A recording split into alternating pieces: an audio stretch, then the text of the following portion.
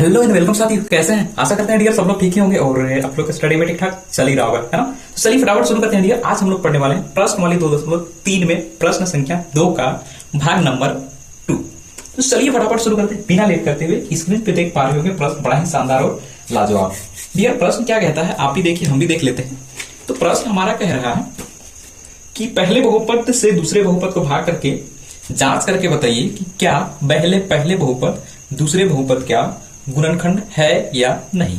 प्रश्न समझ पाए? प्रश्न ये कह रहा कि पहले बहुपद को दूसरे बहुपद से भाग दीजिए, उसके बाद भाग देने के बाद जांच करके बताइए कि क्या ये पहला बहुपद दूसरा बहुपद का गुणनखंड है या नहीं है। तो डियर गुणनखंड मतलब क्या होता है? गुणनखंड मतलब वो संख्या होता है जो संख्या किसी संख्या को पूरी डिवाइड कर दे, वो क्या कहलाती है? वो उसका गुणनखंड कहलाती है। कहने का मतलब है कि ये इसको पूरा भाग दे देना चाहिए।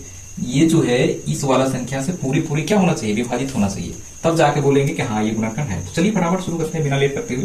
तो सबसे पहले क्या करना होगा? हमें भाग करना होगा। क्या करना होगा? भाग करना होगा। आराम से चलेंगे बिना ही देरी करते हुए। तो चलिए इसको इसके साथ भाग देते हैं। भाग देने के लिए क्या कंसेप्ट है? कुछ नहीं करना है, बस इसको इस तरीके से लगा देंगे। अब देखिए ये क्या बन गया, हमारा भाग बन गया, है ना। तो भाग देने के लिए क्या करना है? हमें देखना है कि हमें पहुंचना कहां पे। इसको पकड़िए, कुछ मत कीजिए, यहाँ पे ध्यान से देखिए। यहाँ पे लिखा कितना है? 3x का पावर 4, 3x का पावर 4। यानी कि हमें इसको कितनी बार मल्टीपल करना पड़ेगा कि 3x तक पहुंच जाएंगे और पावर 4 भी होना, पावर 4 तक भी पहुंच जाएंगे। देखिए हमारे पास x का पावर 2 पहले से दिया है, हमें 4 चाहिए, यानी कि हमें 2 और मिलेगा। तो क्या हम x का पावर 4 नहीं हो जाएगा? आप कहेंगे सर बिल्कुल हो जाएगा।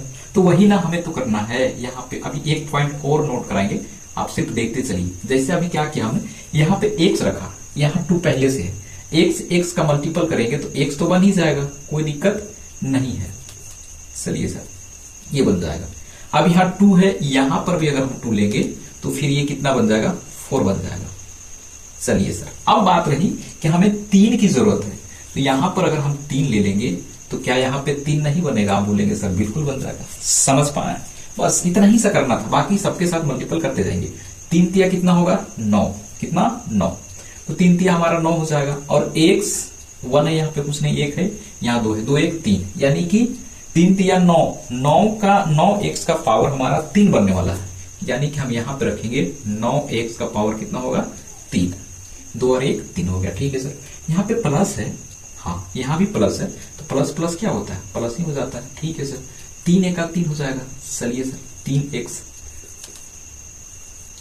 ये हो गया। यहाँ पे स्क्वायर है, यहाँ पे कुछ नहीं है, ये यानी कि 1 है, तो 3 1 3 हो गया, स्क्वायर साथ में लेकर आएगा। चलिए सर ये हो गया। यहाँ तक समझ पाए? चलिए आशा करते हैं कि अच्छे से समझ में आ गया होगा। आगे बढ़ते हैं। आगे हम क्या करेंगे कि जो प्लस में होता है उसका साइन हम माइनस में कर देते हैं, जो माइनस में होता है उसका साइन प्लस में कर देते हैं। तो ये हमारा प्लस में है तो ठीक है सर, इसका माइनस कर देते हैं। ये प्लस में है, इसका भी माइनस। और ये क्या था? यहाँ छूटा हुआ है ना, ये प्लस में है, ये भी प्लस में है, ये भी क्या है? प्लस में है। तो जब इसको चेंज करेंगे तो ये भी किस में हो जाएगा? माइनस में। चलिए सर अब घटाव करते हैं, इसको घटाएंगे, जब इसको माइनस करेंगे तो ये खत्म हो जाएगा, बचेगा यहाँ पे। अब यहाँ ध्यान से समझेंगे डियर, इस वाला पॉइंट में आपको अच्छे से नोट करना है। देखिए ये माइनस में है, ये प्लस में है, तो प्लस माइनस तो माइनस होगा, यानी कि घटेगा। 9 में से 4 घटाएंगे, 9 में से 5 घटाएंगे, कितना हो जाएगा?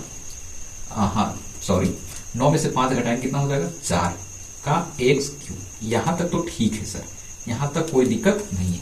अब बात रही कि ये माइनस में बचेगा कि प्लस में बचेगा, हम कैसे पता कर पाएंगे? तो यहां ध्यान से देखेंगे कि ये -9 है और ये +5 है। अगर आप इसको ऐसे लिखेंगे तो ये +5 है और ये क्या है? -9 है। यानी कि 9 में से 5 को घटाएंगे तो क्या बचेगा? आप बोलेंगे सर -4 बचेगा। क्यों?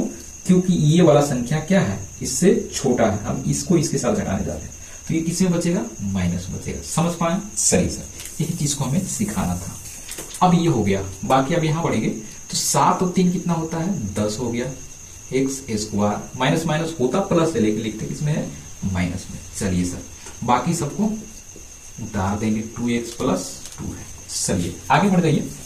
अब यहाँ पे 4x चाहिए, 4x का पावर कितना चाहिए? 3 चाहिए। कितना बार मल्टीपल करेंगे? तो यहाँ x है, यहाँ पर भी अगर हम x लेंगे तो हमें क्या लिखा जाता है?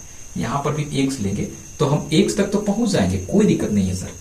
देखिए x 2 और एक 3 यहां तक भी पहुंच गए, लेकिन हमें 4 चाहिए ना, तो यहां पे क्या लेना पड़ेगा, 4 लेना पड़ेगा, तब क्या पहुंच जाएंगे, 4 तक पहुंच जाएंगे। अब बात रही कि यहाँ माइनस में भी चाहिए, यहाँ पे क्या लेना पड़ेगा, माइनस में लेना पड़ेगा। बस वही चीज ध्यान रखना है, माइनस में चाहिए तो यहाँ भी माइनस करना पड़ेगा। चलिए सर, 4 दिया कितना हो जाएगा, 12, आराम से चलेंगे, कितना हो जाएगा 12 एक्स स्क्वायर हो गया। ठीक है सर, माइनस प्लस माइनस हो गया, 4 एका 4 हो गया, एक्स रहेगा साथ में, प्लस माइनस माइनस हो गया। चलिए सर आगे बढ़ जाइए। अब जो माइनस में है उसका साइन प्लस में होगा, और जो प्लस में है, जो माइनस में है वो प्लस में, जो प्लस में वो माइनस में होता है, तो सभी माइनस में लग रहा है, तो सभी को नीचे क्या लिखेंगे, प्लस कर देंगे। चलिए समझ पाए आसान से। अब क्या होगा कि ये घटेगा तो कुछ नहीं बचेगा। अब ये प्लस माइनस क्या होगा, माइनस में, ध्यान से समझेंगे, यानी कि घटेगा, 12 में से 10 घटाएंगे कितना बचेगा, 2x बचेगा, स्क्वायर। अब इस जगह पे पकड़िए ध्यान से कि सर यहां तक तो ठीक है, अब माइनस में बचेगा कि प्लस में बचेगा कैसे पता चलेगा, तो आप इसको इस बार इस तरीके से लिख लीजिए ना, क्या दिक्कत है, -10 है और ये क्या है, +12 है। अब इसको पढ़िए एक बार, माइनस प्लस माइनस, हम इधर से जा रहे हैं आपकी बार, माइनस प्लस माइनस, यानी कि माइनस तो बनेगा, लेकिन हम इससे घटाने वाले हैं, 10 को 12 से घटाएंगे, 12 अपने आप में बड़ी संख्या है, इसका मतलब है कि ये प्लस में बचेगा। कोई डाउट, नो सर। चलिए प्लस में बचा। अब यहां बढ़ जाइए तो ये प्लस से जुड़ जाएगा, 4 2 कितना हो गया, 6x प्लस हो गया, फिर प्लस 2 हो गया। चलिए सर, अब हमें चाहिए 2x स्क्वायर, क्या रखेंगे, अगर यहां पे हम x ले लेते हैं तो x और x क्या हो जाएगा, तो यहां 1 और 2 1 3 बच जाएगा, क्या बन जाएगा 3, लेकिन हमें 3 तो चाहिए नहीं, हमें 2 चाहिए। इसका मतलब है कि हम सिर्फ यहाँ पे 2 रखेंगे तो क्या बन जाएगा 2x, 2x स्क्वायर, प्लस में चाहिए, यहाँ पे क्या रखेंगे, प्लस कर देंगे, हमारा काम बन जाएगा। चलिए अब फटाफट से पढ़ते चलिए सभी को, यहां तक तो हो गया हमारा, फिर 2 दिया कितना हो जाएगा, 6x, चलिए सर, और 2 एका 2 हो जाएगा। अब माइनस प्लस लगाइए, प्लस में है, ये भी प्लस होगा, यहाँ प्लस हो जाएगा। अब इसको चेंज कीजिए, ये प्लस में है, माइनस लगेगा, प्लस है माइनस लगेगा, प्लस है माइनस लगेगा, ये वाला हो गया खत्म, ये भी इसको प्लस माइनस खत्म, ये प्लस माइनस खत्म, यानी क्या बचा, 0। तो पता है ना डियर, मैंने पहले भी बताया है कि जब डिवाइड करने पर 0 आ जाए, इसका मतलब है कि वो पूरी भाग चला गया।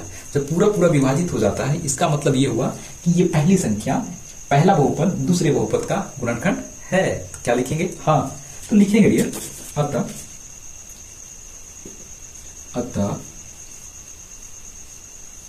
पहले बहुपद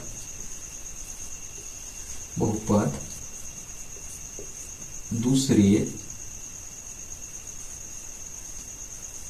बहुपद का गुणनखंड है।